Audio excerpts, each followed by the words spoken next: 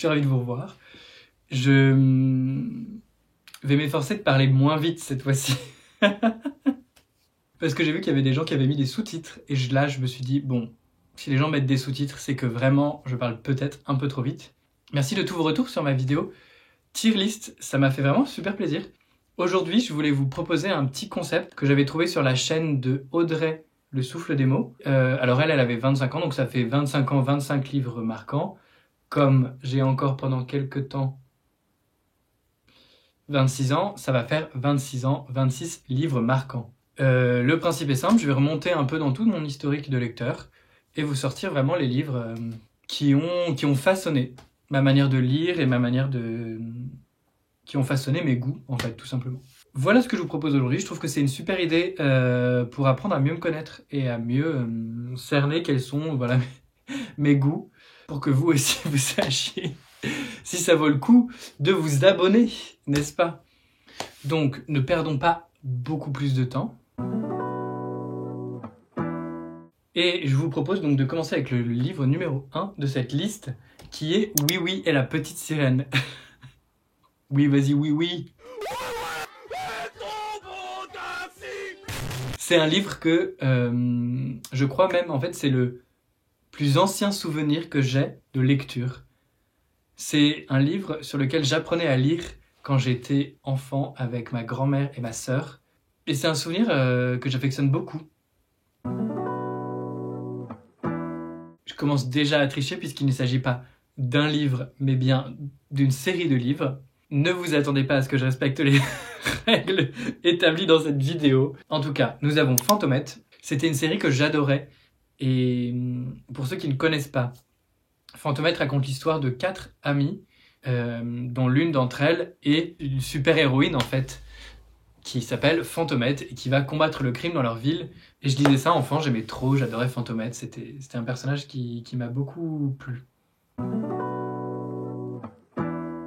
Ensuite, évidemment, comme tout jeune enfant des années 90, j'ai lu Harry Potter. Je vais vous parler spécifiquement du 3 parce que avec le 3, j'ai un souvenir qui était on était en vacances en famille et je me souviens que je devais me coucher, bien sûr, et je dormais, bien sûr. Je ne lisais pas du tout avec la lumière du lampadaire de la rue pour avancer ce tome 3 qui me passionnait. Je me suis rendu compte quand j'ai fait cette liste, puisque j'ai préparé la vidéo cette fois-ci. On s'améliore, hein. Regardez d'ailleurs, nouveau cadre, on fait des efforts. Pas de micro encore, mais bientôt. Tout ça pour dire que je pense que mon enfance a été plus marquée par Star Wars que par Harry Potter. Thibaut. Thibaut. Explosion! On atteste le prochain livre qui est aussi une série. Mais je vais vous parler du premier tome, des jeunes chevaliers Jedi. C'était une série en fait de livres qui se passait, qui se centrait autour des enfants de Han, Solo et Leia, donc après le 6. Et donc on suivait leurs enfants à l'académie Jedi créée par Luke Skywalker. Bah, c'était en fait Harry Potter mais à l'école des Jedi, quoi. Tout simplement. Et j'avoue que j'adorais. En fait, j'ai vraiment adoré l'univers Star Wars enfant. Enfin, c'était quelque chose qui me plaisait beaucoup, qui stimulait vachement mon imaginaire.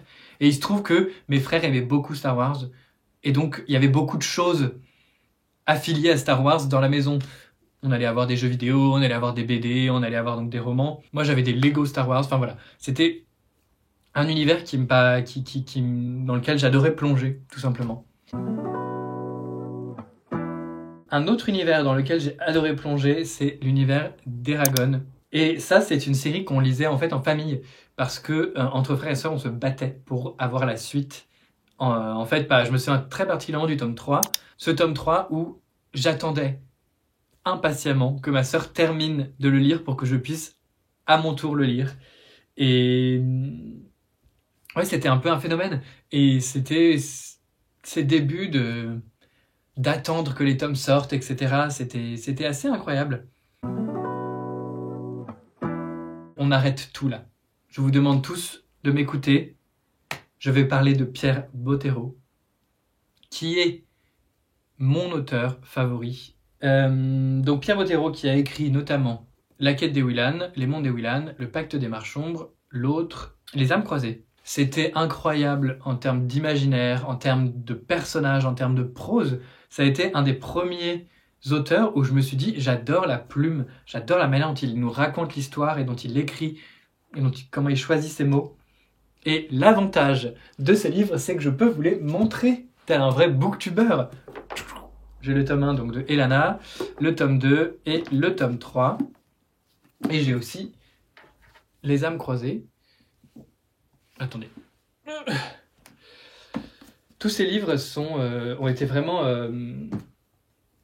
constructeurs. Ça a été vraiment une révélation. J'ai commencé par La quête des Willan, où on suit donc Camille, qui se rend compte qu'elle appartient à un autre monde qui s'appelle Gwendalavir, où elle a le nom des Willan, et elle va suivre toute une quête pour essayer de retrouver ses parents,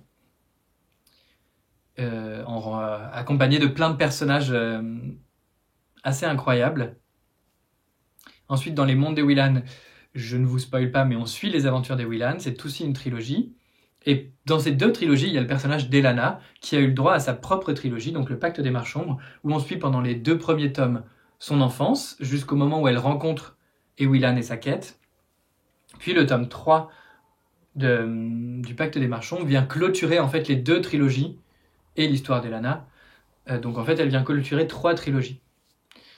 Et les personnages que tisse Pierre Bottero, c'est impressionnant, comme ils sont profonds, comme ils me restent encore en tête.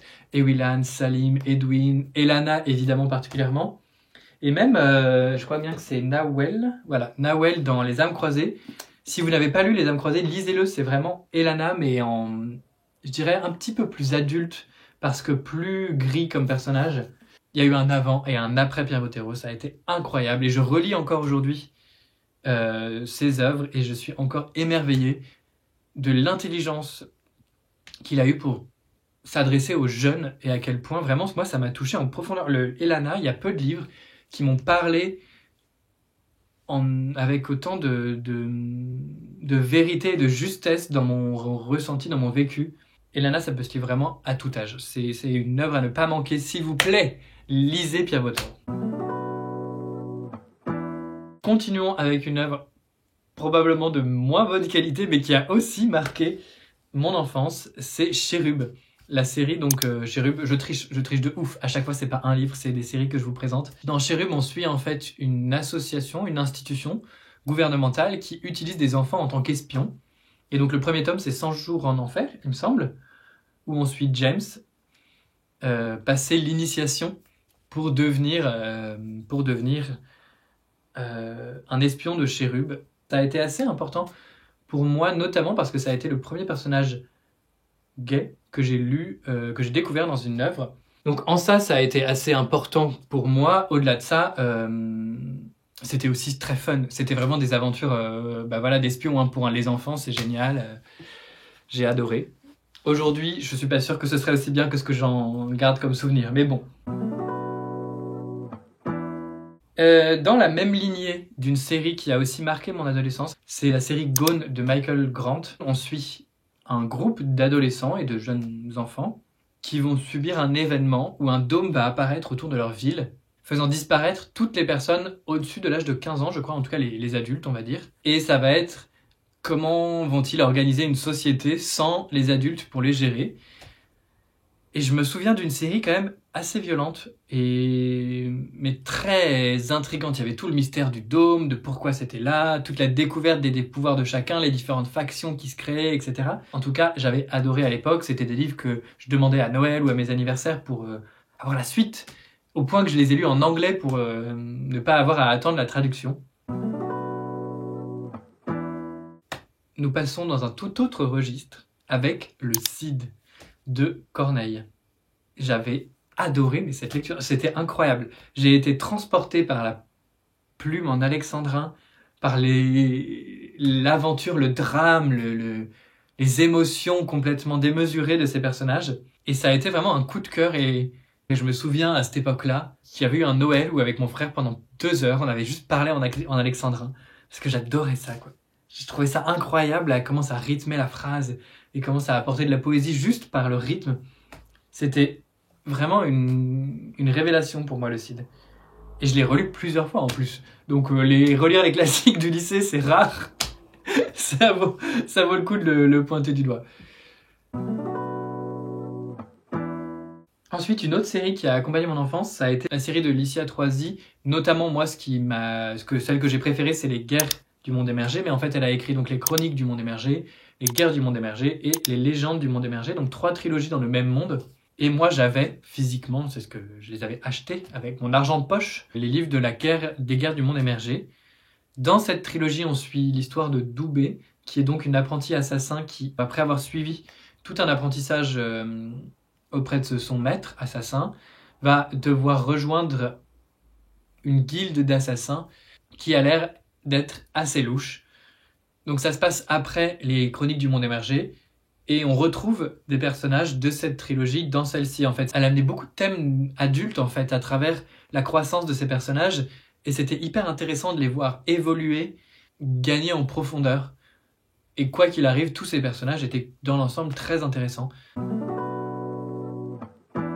Ensuite, et ça, malheureusement, je ne pouvais pas y échapper, adolescent, j'ai adoré Twilight. Jetez-moi la première pierre si vous voulez. C'est surtout le tome 1 qui avait parlé à mes émotions d'adolescent d'une manière... C'était vénère. J'avais adoré cette histoire, j'avais été complètement pris. Et je me souviens qu'à l'époque, c'était cool de détester Twilight. Et du coup, j'avais un peu honte de me rendre compte que j'avais aimé. Et j'essayais discrètement de défendre quand même le livre en mode non, mais quand même, c'est bien. Il se trouve qu'avec Elana, c'est, je pense, le livre que j'ai le plus relu. Shame! Shame! Non, en vrai, il n'y a aucune honte. C'est effectivement le livre que j'ai le plus relu à l'époque notamment. Je l'avais lu plusieurs fois en physique, je l'avais écouté plusieurs fois en audiobook. Et j'étais allé regarder des fanfictions, ça un peu plus tard. Donc comme quoi, ce livre m'a parlé. Et c'est ainsi. Ensuite, un autre classique, et ça je remercie mes parents parce que c'est eux qui m'ont un peu poussé à le lire, c'est Le Comte de Monte Cristo. Et c'était passionnant. C'est la première fois aussi que je lisais un classique aussi prenant malgré les longueurs forcément, puisque ils étaient payés à la page, donc forcément c'est des grosses bricasses, mais j'étais vraiment pris dans l'histoire et c'est une histoire de vengeance comme on en a peu fait. Ça vaut vraiment le détour. C'est vraiment très sympa. J'étais assez fier à l'époque d'avoir lu un tel pavé et d'avoir lu un classique aussi. On va quitter l'adolescence pour rentrer dans la période fac, jeune adulte, etc.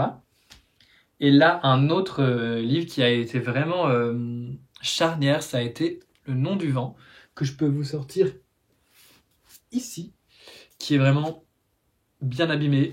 C'est mon frère qui me l'avait offert. Donc The Name of the Wind, in English of course. Do what we want to do. J'avais trouvé ça incroyable. Donc dans Le Nom du Vent, on suit en fait les aventures de Gvoth, qui est donc un personnage apparemment légendaire dans son monde, mais qui est désabusé, qui tient une auberge. Et il se trouve qu'il y a une sorte de chroniqueur qui arrive à l'auberge et un accord est tissé entre les deux où Gvoth va donc raconter son histoire pendant 3 jours.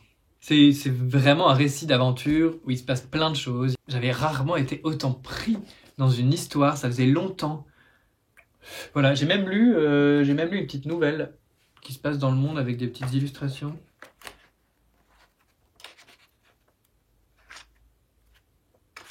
Autour d'un personnage du livre. Et elle est sympa, si jamais vous voulez mon avis. Ça vaut le détour, mais la lisez peut-être pas en anglais comme je l'ai fait, parce que il y a des choix c'est une voix tout à fait particulière qui est difficile à comprendre. Ensuite, continuons cette merveilleuse liste pour apprendre à mieux me connaître. Après Le Nom du Vent, je voulais vous parler de Gagner la guerre dans cette merveilleuse édition des Moutons électriques. Gagner la guerre de Jean-Philippe Jaworski. Le Nom du Vent, c'était Patrick Rothfuss. C'est fou, j'oublie à chaque fois. J'apprends avec vous, j'apprends.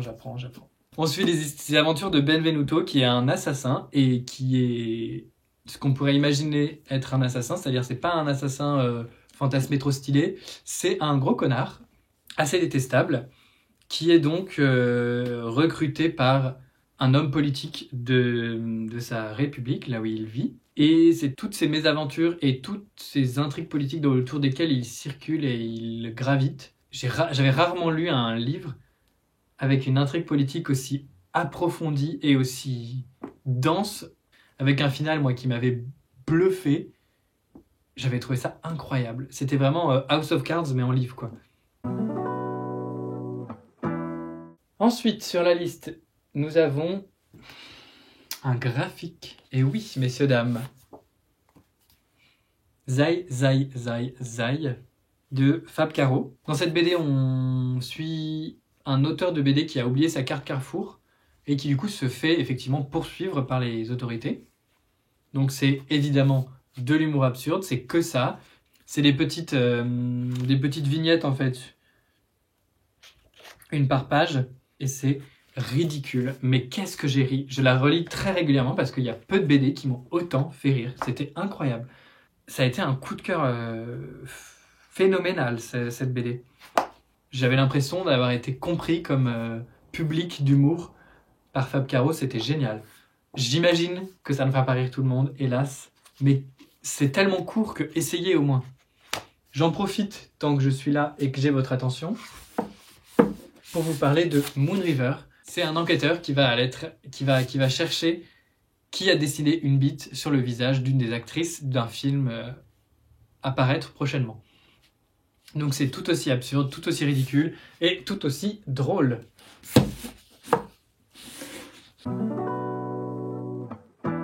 Après Zai Zai Zai Zai, je vais vous parler, et là j'ai le somme jusque là parce que je ne sais pas où est mon exemplaire, je l'ai perdu. Il s'agit de Eat, Pray, Love ou Mange, Prie, Aime de Elisabeth Gilbert. Pour le coup, Mange, Prie, Aime, ça a été une révélation vraiment spirituelle. Pour vous expliquer le principe si vous ne connaissez pas, parce que ça a été quand même vraiment extrêmement populaire à l'époque. On suit l'histoire de Elisabeth elle-même, après un divorce assez salé, où elle décide du coup d'aller 3 mois en Italie découvrir les plaisirs de la vie, 3 mois en Inde découvrir la spiritualité et la sienne, sa spiritualité, puis 3 mois en Indonésie pour essayer de trouver l'équilibre entre les deux. Et du coup, ça ne fait pas 12 mois, donc c'était 4 mois à chaque endroit, parce que l'idée c'est qu'elle partait une année. Donc elle nous partage toutes ses réflexions au fil de cette année, et son introspection est non seulement hilarante, mais en plus très intéressante, et à ce moment-là de mon cheminement personnel, ça a été très percutant. Ça fait réfléchir quand même sur le sens de la vie, finalement.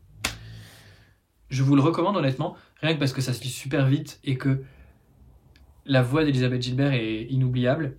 Et c'est pour ça que je suis super triste de ne pas avoir mon exemplaire, parce que c'était super intéressant. Ok.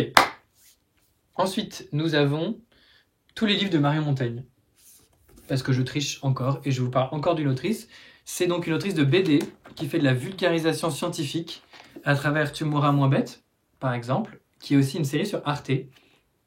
C'est hilarant et c'est vraiment hyper intéressant. J'ai les 5 tomes de Tu mourras moins bête et j'ai aussi, et là j'ai une petite anecdote rigolote pour que vous vous moquiez de moi,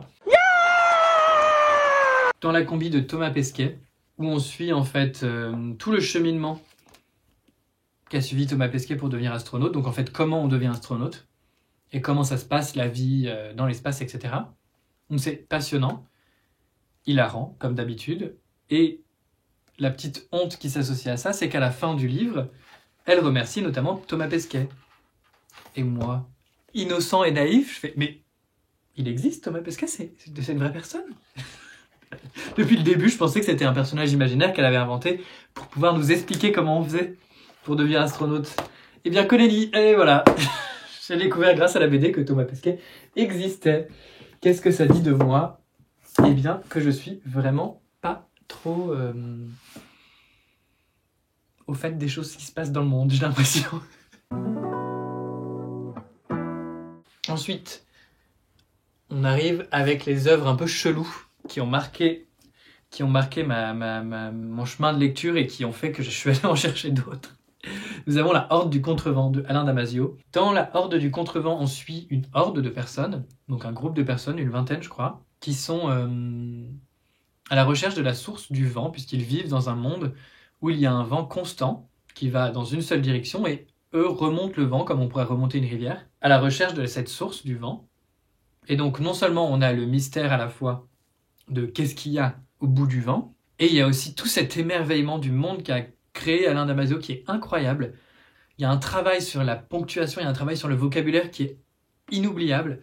Et les personnages sont aussi superbes, moi j'ai trouvé. Donc préparez-vous en revanche, c'est une expérience narrative assez étrange, qui est inconfortable, mais qui vaut tellement le détour. C'est des réflexions philosophiques très profondes, et moi j'ai trouvé que c'était incroyable, et ça fait partie des livres que j'ai vraiment envie de relire. Après ça, je vais vous parler d'Une vie bouleversée de Etty Hillesum, qui est donc en fait une publication de ses journaux. Si vous ne connaissez pas Etty Hillesum, c'est une juive qui vivait aux Pays-Bas pendant la Seconde Guerre mondiale, qui a décidé d'aller dans les camps de concentration pour justement aller aider les personnes là-bas, alors même qu'elle avait un statut particulier, je crois qu'elle travaillait au gouvernement, qui lui permettait d'échapper aux rafles. Et son journal, ça se passe beaucoup avant, en fait, l'arrivée du nazisme, et c'est vraiment sa quête personnelle d'une spiritualité, elle réfléchit énormément sur ses relations affectives, sur ses relations sexuelles, sur toutes ces questions-là qui font en fait vraiment la construction d'une personne. Et c'était passionnant. Et j'ai rarement vu quelqu'un présenter sa spiritualité d'une manière qui me parlait autant. Et j'ai été profondément touché par son témoignage. En plus de ça, c'est une meuf vraiment stylée par rapport à ce qu'elle a fait, etc. Donc vraiment, lisez Etty Hillesum si ça vous intéresse. Après ça, je vais vous parler de 3 podcasts. Et c'est là où vraiment vous vous dites, où sont parties les règles ? Il n'y a plus rien qui est respecté. En fait, c'était une période dans ma vie où je ne lisais plus beaucoup. Par contre, j'écoutais à fond des podcasts. Donc, c'est 3 podcasts de fiction qui ont vachement orienté mes goûts ensuite de lecture. On a The Magnus Archives, donc, de Jonathan Sims, qui est l'auteur de 13 Stories dont j'ai parlé dans ma tier list.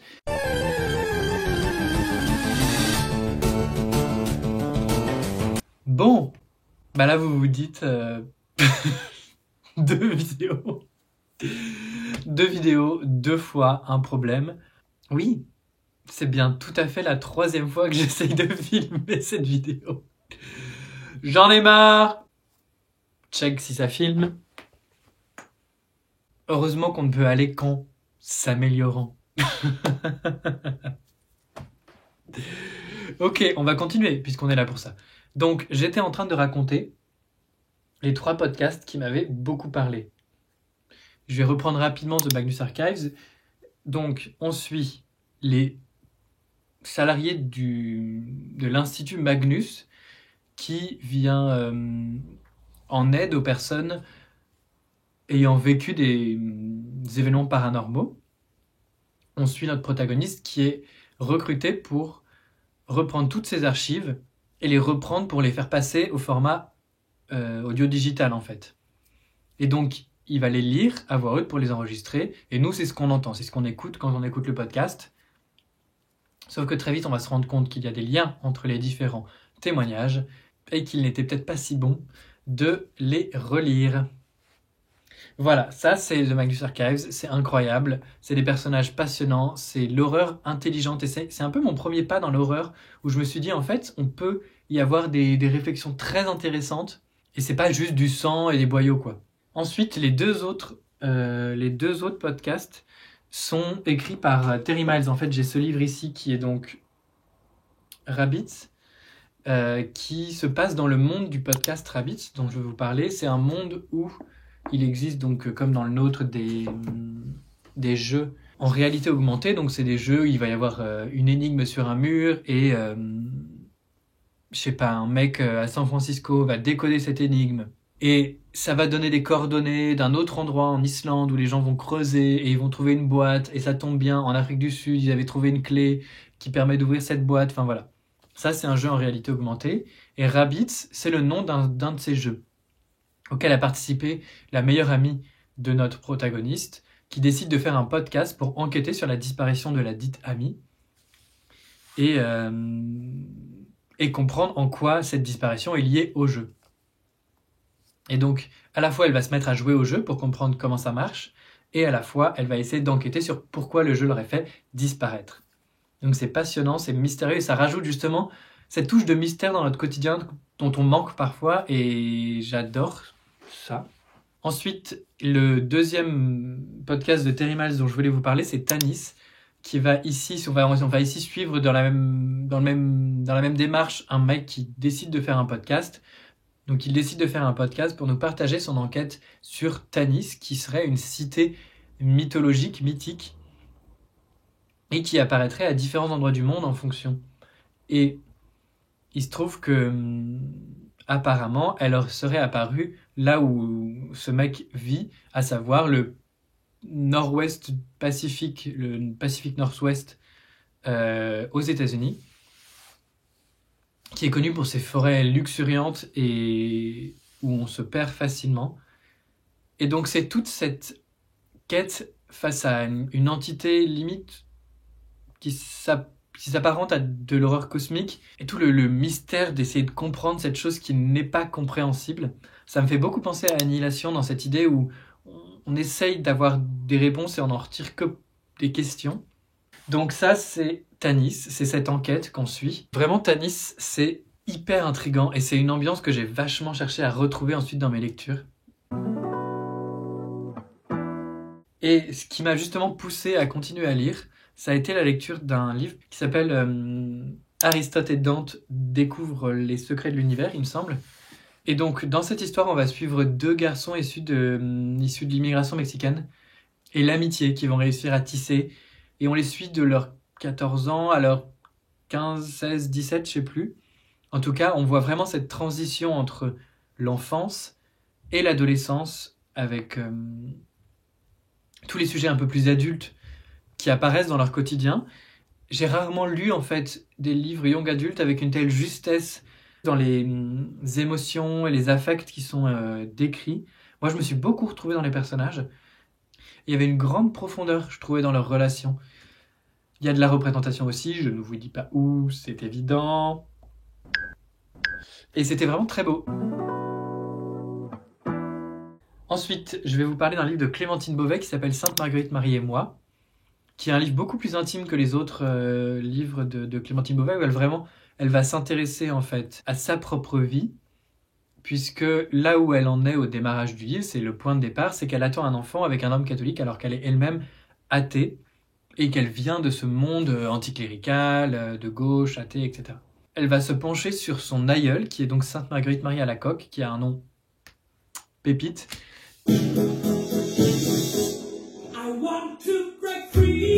Et en fait, elle va raconter l'histoire de cette sainte qui a du coup vécu une apparition de Jésus. Et à travers ce récit, elle va partager ses réflexions sur cet équilibre à trouver entre les deux mondes dans lesquels elle existe. Et ses réflexions sur voilà, comment on voit la sainteté aujourd'hui, comment on comprend ces femmes d'un point de vue féministe aussi.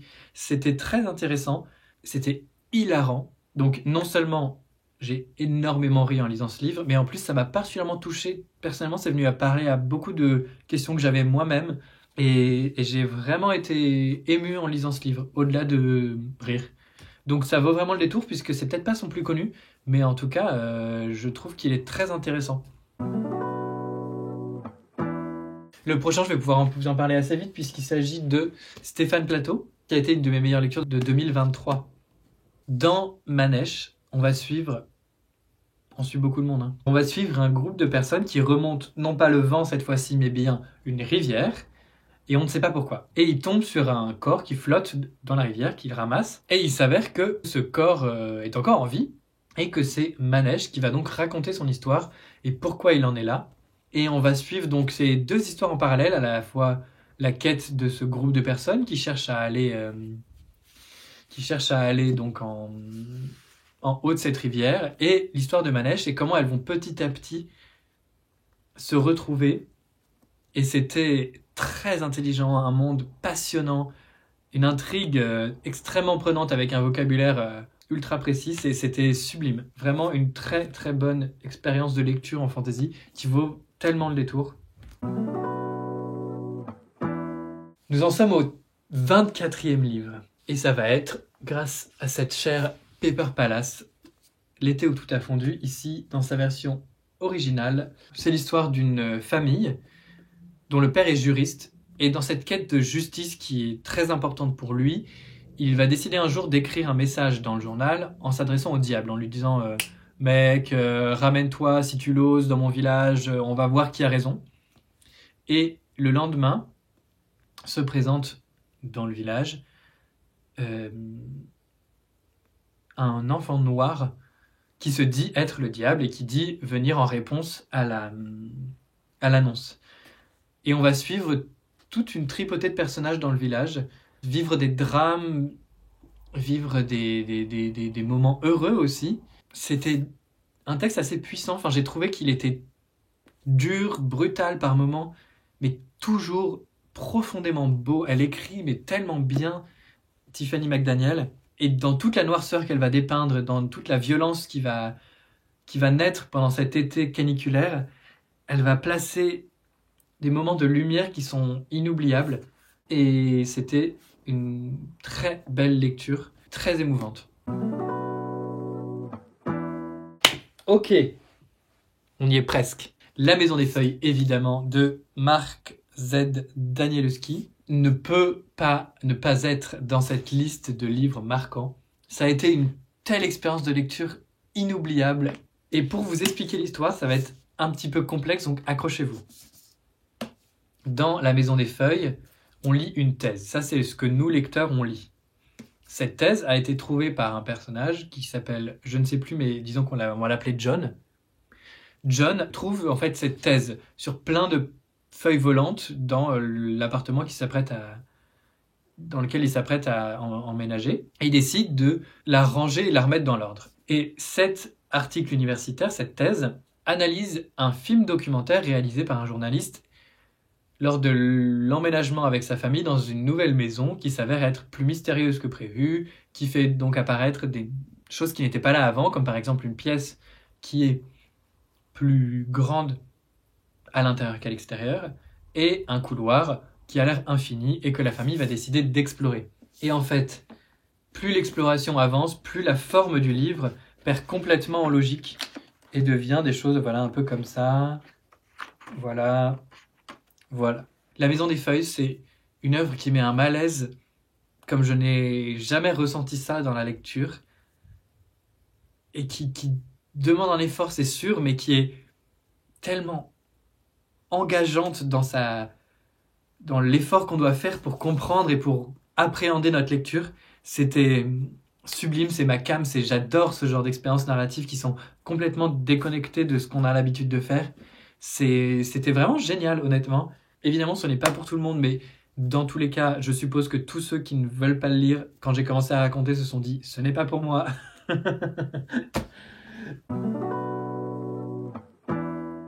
Et le dernier, que je vais vous décrire et que je vais faire rapidement, c'est Piranèse de Susanna Clarke, puisque c'est ma meilleure lecture de 2023. Qu'est-ce que c'était sublime, la manière dont elle décrit cet univers qu'elle crée. Le personnage de Piranèse est devenu un de mes personnages préférés de la littérature.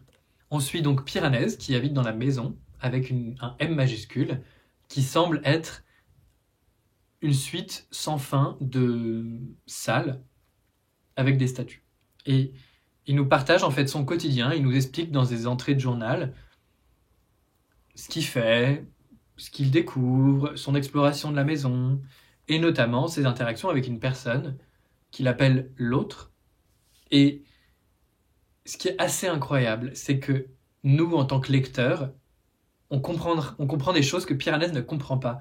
Ce qui nous fait vraiment entrer pleinement dans le mystère et devenir vraiment partie prenante en mode, nous, on peut peut-être le résoudre. Piranèse, il a peut-être pas les outils, mais nous, on peut essayer de comprendre ce qui se passe, parce que ça, c'est pas normal. Qu'est-ce que c'est que ça, là, qu'il lui comprend pas, mais que nous, on comprend? Et c'était incroyable. La voix de Piranèse, elle est si particulière et si douce. J'ai trouvé ça sublime. Écoutez, voilà ce que j'avais à vous proposer aujourd'hui. Je trouvais que c'était un super moyen pour vous d'en savoir un peu plus sur moi, sur qui je suis en tant que lecteur, comment je me suis construit, qu'est-ce que j'aime lire et qu'est-ce que je vais aller chercher dans mes lectures. Et j'espère que ça vous a plu. Merci d'avoir regardé cette vidéo. J'espère que vous avez pu trouver des idées dans tout ce que j'ai présenté, ou alors que ça vous a fait un petit voyage en arrière parce que vous aussi vous avez lu les mêmes choses enfant. En tout cas, je vous souhaite de passer une très belle journée. Et moi je vous retrouve pour la prochaine vidéo. Et je suis toujours aussi mauvais pour clôturer les vidéos. Wouhou! Bye!